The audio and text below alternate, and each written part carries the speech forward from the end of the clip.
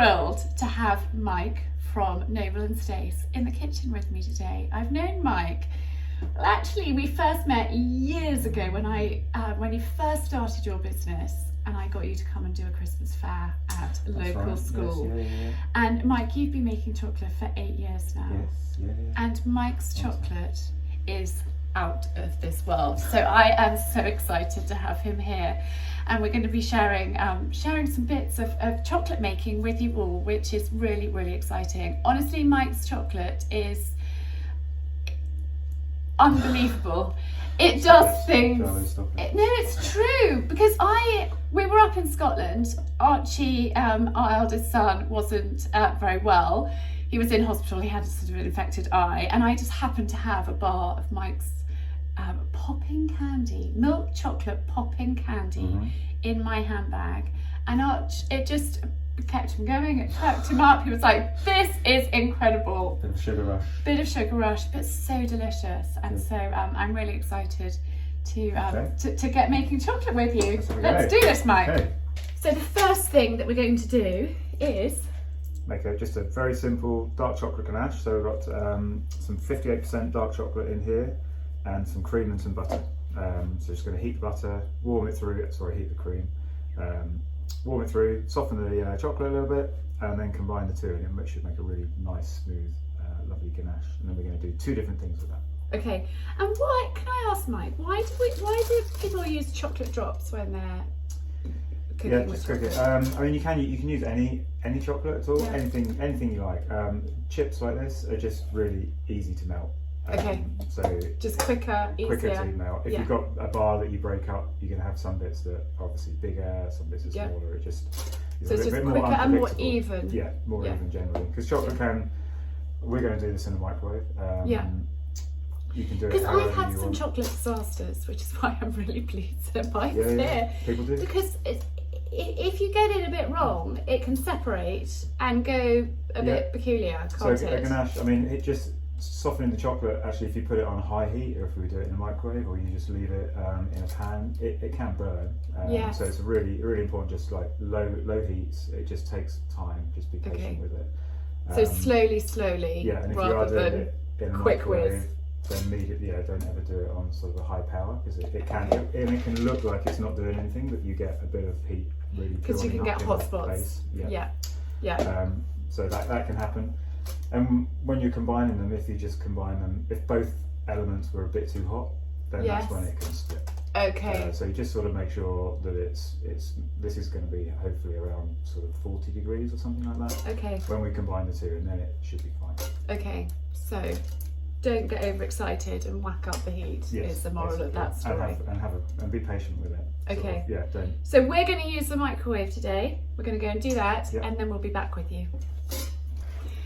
So the chocolate is melted, the cream and butter are melted together. Mike is so efficient, he's brought absolutely everything with him, which is very clever, because you do workshops from home, but you also do workshops with the artisan. So a local place for me called the Artisan Bakehouse, so they do lots of bread courses as well, and all sorts of stuff. But I take all my kit there, and occasionally do a nice little group of so partly what we're doing today, but expand on that as well.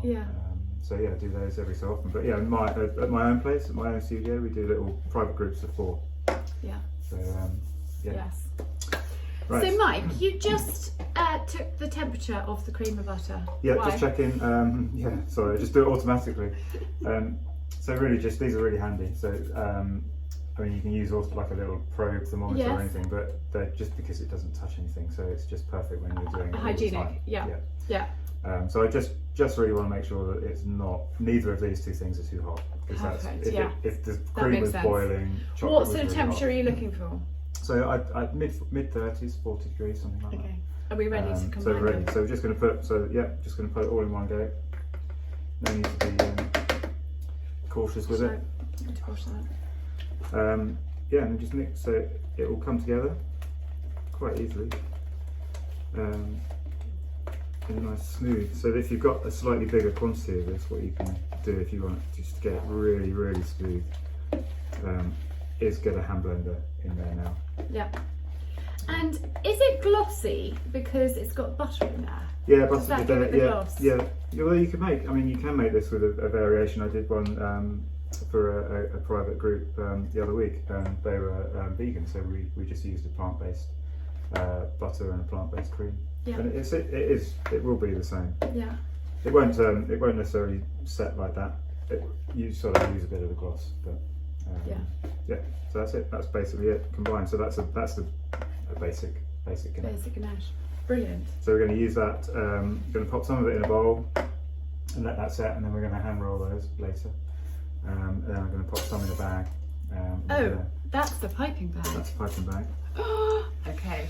And then we're going to pipe some into the truffle shell as well. So these are little pre-made. Yeah, pre-made. So Look at those. just the little kind of really useful if you're doing anything in volume. So it's not something, admittedly, that a lot of people you're going to have that in your cupboard at home. No. Which is like one of the ways, even on my classes. So we'll put some of that into a bowl. You don't need any equipment and make for that. truffles by hand. So we'll literally hand if you roll don't them. have the ones to fill. But these are good, and if you've got a softer, like if you wanted to adapt that with a bit of brandy or something. Yes. Or like orange oil or peppermint oil or something like that. If it becomes a bit too wet, the salted caramel ones that I've been dreaming about that you made? Are they? Did you put salted caramel in? It's a bit of a different way because you sort of make a caramel, make a butter, a sugar water sort of caramel, and then add cream to that as you would. So, and then you put the filling in, because those are literally Yeah, it's not quite. Wow. It's a slightly different process. 2 or 3 stage process compared to a ganache, but this kind of ganache you can flavour quite easily just with something like that, and then it's kind of easier. But we're going to pipe those in, and then temper up some chocolate and dip them as well, so you get like a double shell. Ooh, exciting! Right. So the chocolate is in. The ganache is in the piping bag. That is such a clever idea, because I do piping bags. You do it by hand, sort of fill it by hand. Or... Yes, and it can get quite messy, Mike. No prizes for guessing probably where that comes from. But, really useful. Or a glass or a jug or anything. But so that's now my ganache. So you want to just, when we're piping it in here, actually the other thing to check is that it's also not too warm. Okay. Yeah. So we don't want this to be really, really hot and then melt. Melt that. Yes. So it's a real temperature game.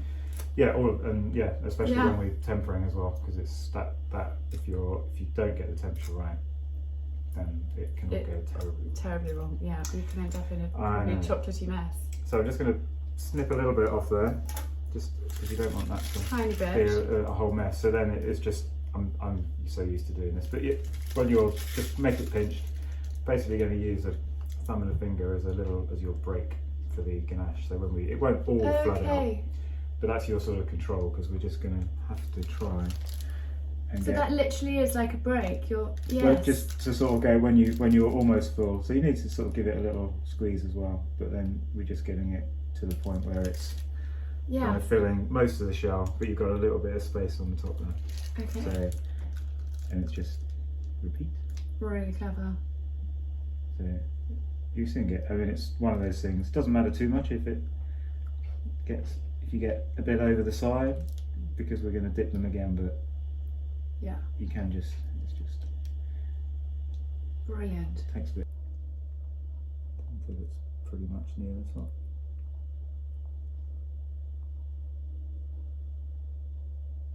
Perfect. I'm not very good with it. It does take a bit of practice. I've done it quite a lot.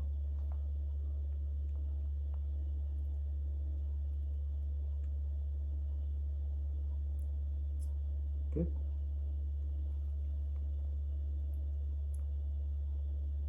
So what we do when these go in the fridge, then they'll set for a bit, and then before we dip them, we'll put a little bit of chocolate over that top, so it seals the ganache into the shell, so it becomes it's not going to just leak out. Yeah.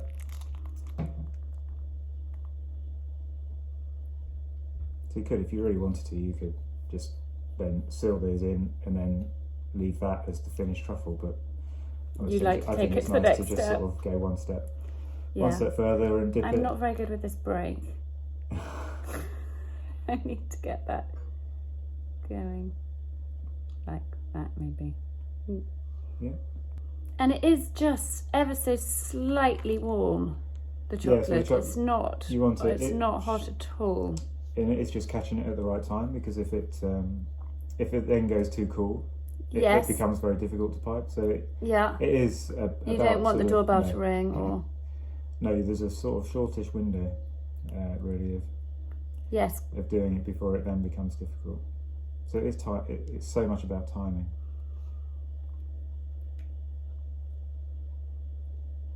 But then on the other way of doing it, when we're just going to hand roll those, it's if this is a bit too much, then there's still really easy ways of doing it, of making your own truffles. So these are all piped, and I don't think I've ever been so quiet. I had to concentrate really hard to do that. So we put these in the fridge, or just let them cool? Fridge is best, really, just an hour or something like that.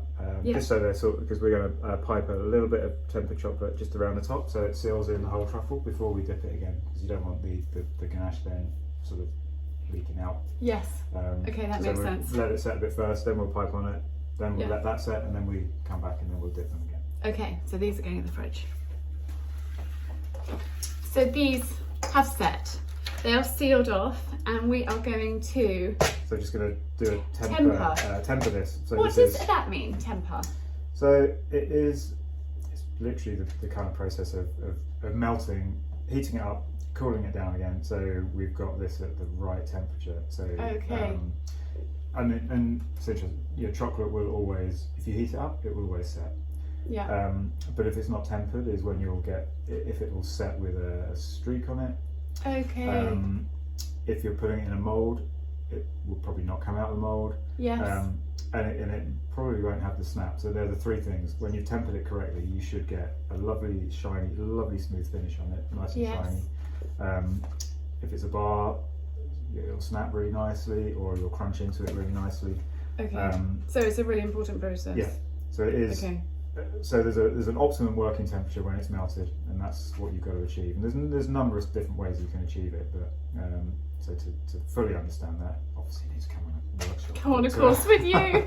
Yeah. But we're going to do it here. We're going to use a microwave again. It takes a bit of time, just gradually melting it through, and then we'll come back with a beautifully tempered bowl of chocolate. Excellent. Start dipping the truffles. Perfect. That sounds good. Okay. Back in a moment. Right. Okay. Our chocolate is tempered. So yes, that is tempered now. So lovely and smooth, glossy, nice and shiny. So that is exactly the temperature. So we've just done it really slowly. So Mike, use the microwave and literally 30 seconds on a low heat, and then stirred it, and then another 30 seconds, and just really, really, really slowly. Just as you see it gradually getting more and more fluid. Just shut down, shorten the time. Yeah. Just keep it going a little bit more. And you can, what I tend to do, when you get really close, if it just needs a fraction more, then a really good tip is just to have a hairdryer to hand. Yeah. So then you can just, because you don't lose sight of it sort of in the microwave, you can just kind of just a little bit of heat, just check it and then get it right. Because you just don't, as soon as you overheat it, it's difficult to recover from it. So. Yeah. So what we're going to do, so this is now nicely done. So we've got our truffles. So we've got a dipping fork or dipping hoop. So that's the only thing you need really, and a bit of paper. So we are literally going to pick up truffle at a time. So drop it in with then just kind of scoop it around till it's all covered. And you just want to give it a little tap just so you see that surface of chocolate coming off, but not too long. And then just flip it out, and that's your truffle. And then it's just so clever. Repeat. And then presumably you've got to work relatively swiftly. Yeah. Otherwise that's going to get to the wrong temperature. Yep. So it kind of will cool, start cooling. So we also want to just, if we're going to decorate, I've just got some little flakes, chocolate flakes here. And some little, so just pop a little sprinkle. Actually, you can see It's already setting. Yeah. So around the back there, it's already going a little bit of a soft, sheeny sort of colour. So it literally is Yeah, you've got to be swift. You're against the clock. No answering the phone. No. No chatting for excess periods of time. Once you're dipping. So it's actually really handy having two people do it. So one can carry on dipping, but don't have to do that. But then every so often, what you'll find is that this does get a little bit cool. So we'll get the hairdryer actually on it. Okay. So just heat it up again a bit. So you can probably do a couple more. And you'll soon feel it being like, I can feel it starting to get thick. Yeah. So it won't harm, but I think when you get used to doing something, you know exactly by feeling it. Yeah. When, like, I make sourdough bread, I know the feeling. I know when I've got to exactly the sweet spot. Yeah. And when I can leave it then overnight to proof. Yeah. Exactly. And you do learn how things feel. You do by practice. Yeah, you don't need to. I mean, I could check that now with temp. So it's 30, so it's gone down sort of 2 degrees since we started. Yeah. So you can just see it's already thick. So I'm just gonna do that quickly with a bit of a hairdryer, and then we'll carry on dipping. Okay. Drop one in, and then I can do the dip. Okay. Right. My turn. So just as soon as it's sort of covered.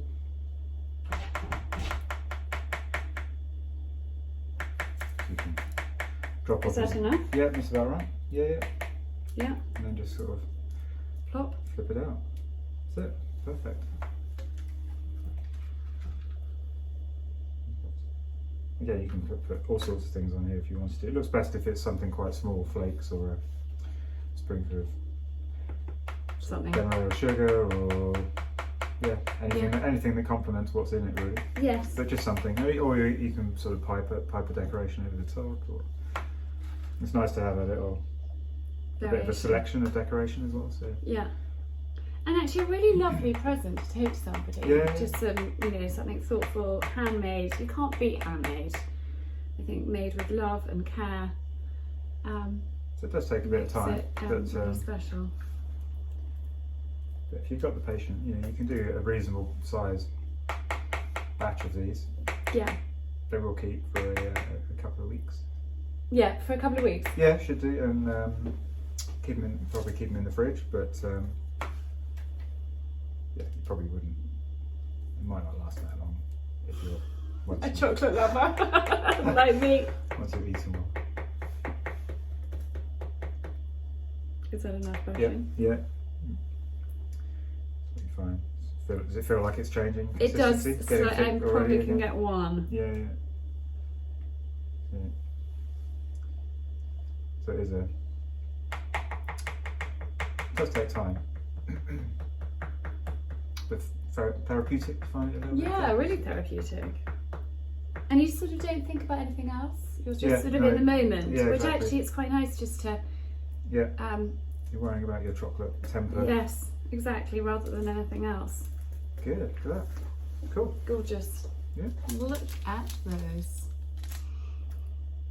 Mike is now going to show us how to make truffles, handmade truffles. So if you don't have the shells and you're not going to pipe the ganache in, this is another option. Yeah, so this is in true style, kind of the similar ganache to what we made earlier that we piped. Yep. But yeah, if you don't have the shells, you don't have the time to do that. So all you need to do, make the ganache still, set it off in the fridge. So you need to sort of judge. This might be a little bit solid, but you need to judge roughly how it is. So it becomes a consistency that you can handle. So it's not so make the ganache and then let it totally chill. And then basically it's a bit of a trial and error. So we're just going to sort of scoop up a bit, kind of roughly. Now these are going to look, they're not going to be a perfect round, but you want them to look homemade. Yeah. So it's literally squish it, roll it, shape it, roll it, pop it in the cocoa. So we've got normal pure cocoa powder in there, and then spin it around. Spin it out. Wow. So then you pop those back in the fridge. So this really is something that you can do at home.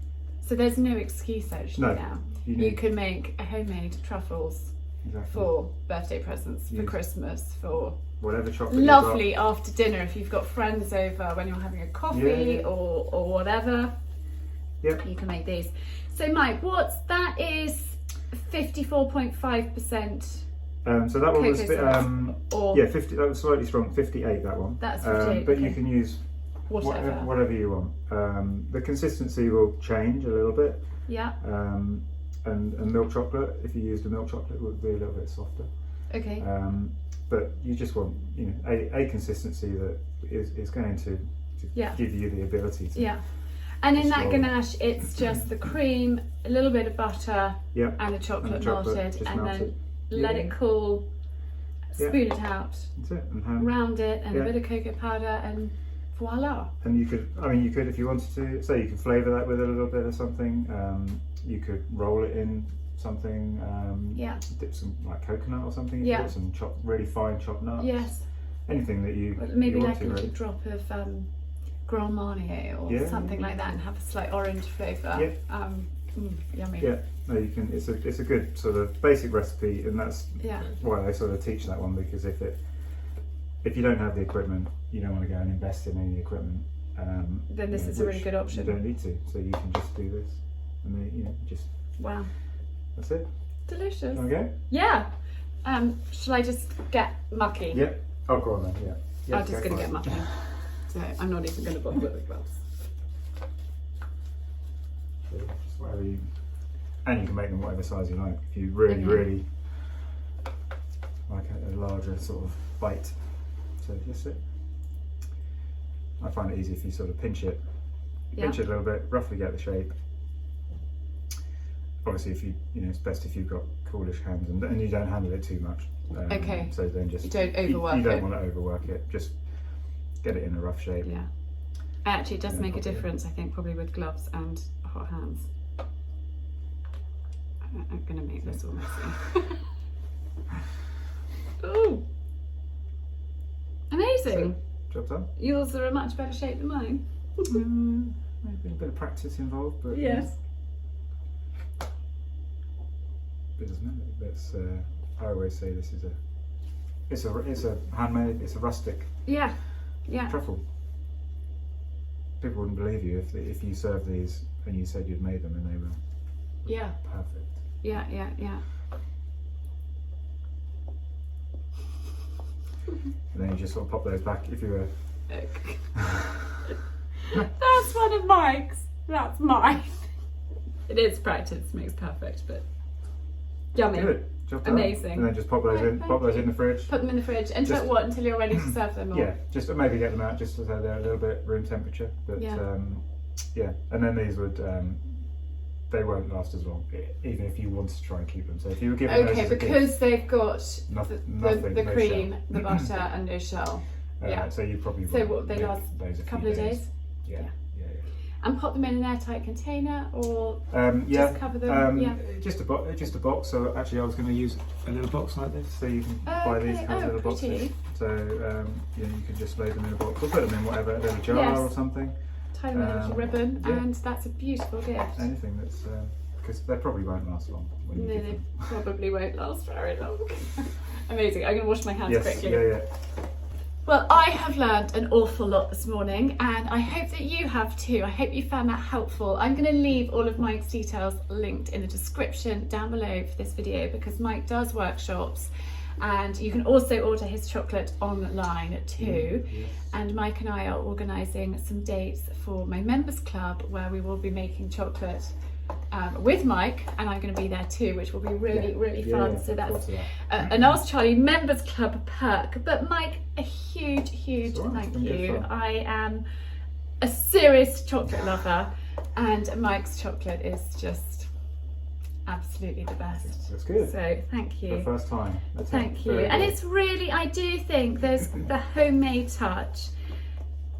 It's such a beautiful gift. It's such a lovely thing to do, and actually to make these for a dinner, for a friend, if you are going to somebody's for, I don't know, a party or something or other, actually a little handmade with love and really delicious. And those won't take too long. You've just got to make the ganache, let it set, start it a bit and then before 15 minutes. Yeah. Actually. Yeah. So no, it's just once you know how to do it, it's really easy. So yeah.